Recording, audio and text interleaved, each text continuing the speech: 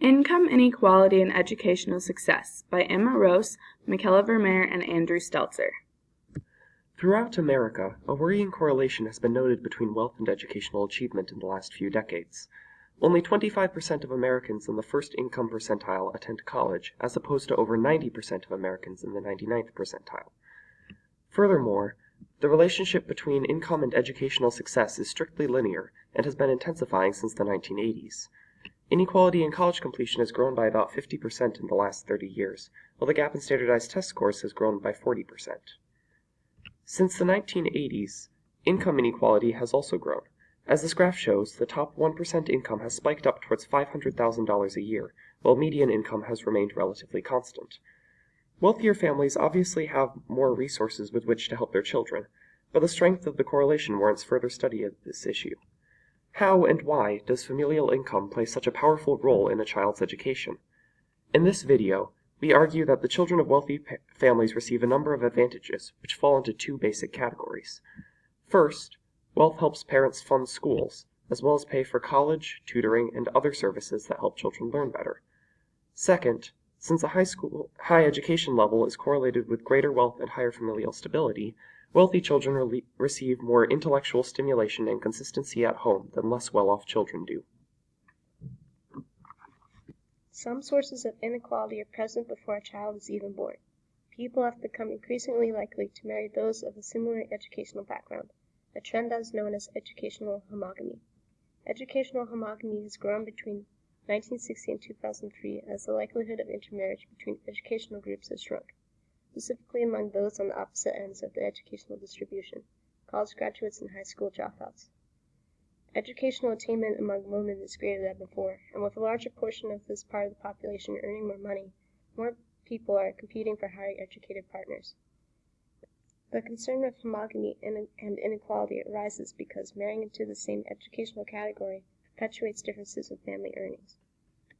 College graduates have been statistically shown to typically earn more money than those with less education. If all college graduates marry only other college graduates, and high school graduates marry only other high school graduates, then the distribution of income levels becomes very polarized and unequal. Additionally, inequality may stem from the fact that parents have the potential to pass on their educational characteristics to their children. Single parenthood also affects income inequality because single-parent families typically add to the number of low-income families there are. Single parenthood accounts for 1/5 of the growth in family income inequality, and the rate of single parenthood is higher among low-income families.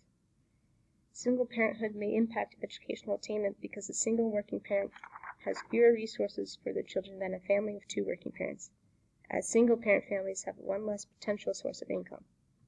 A single parent may also experience a greater amount of stress and financial instability, which impacts the quality of their parenting.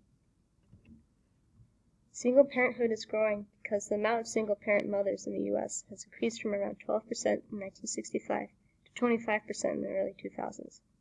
This trend follows increasing levels of income inequality for the whole of the population.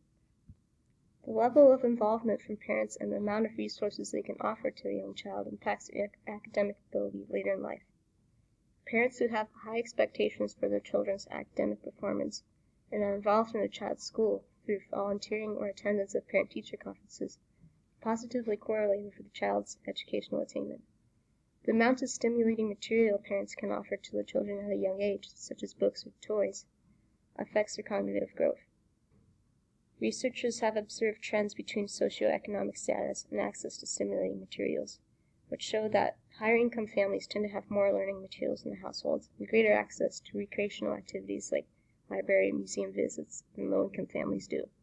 This is likely a result of higher income families being able to afford more of these resources than lower income families. These various forms of stimulation potentially impact the growth of mental processes like executive function skills, which includes abilities like planning and self-control. A study tested young children from different socioeconomic backgrounds on their executive function skills and found that children from lower socioeconomic backgrounds had poorer executive function skills than children from higher socioeconomic backgrounds. This puts low-income students at a disadvantage because good planning skills are necessary for academic achievement. Parents who have a higher income are much better equipped to teach their children outside of school. A child's home life is very important to how well they succeed academically. In the early days of education, children learn more from their homes than they do from their schools. This is only fitting because in the early days of education, namely pre-K and kindergarten, children spend more time at home than they do at school. One factor that allows for better education is the education level of the parents. Generally, higher income people are also highly educated. A parent who is highly educated is more likely to speak proper English, which influences the child to speak proper English. Similarly, higher income parents are more likely to believe it's their responsibility to teach their children outside of school. Lower income parents are more likely to believe that it is the responsibility of the classroom teacher to teach the child. Some of the tasks taught by higher income parents, but not by lower income parents, include how to read, basic counting, and other school-type tasks. While one argument may be that race is a large factor in education levels rather than age, the achievement gap mostly closes when socioeconomic status is accounted for. This implies that differences in school performance are more the result of class than of culture. The school system also benefits wealthy children. In America, public schools receive their funding primarily from property taxes, which are often insufficient, especially in poorer neighborhoods.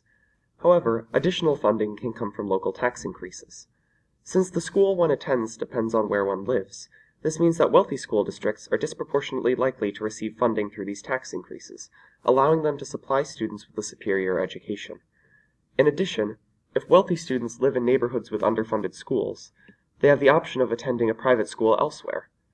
Lower-income children do not have this option, and as such, they are more likely to receive a subpar education.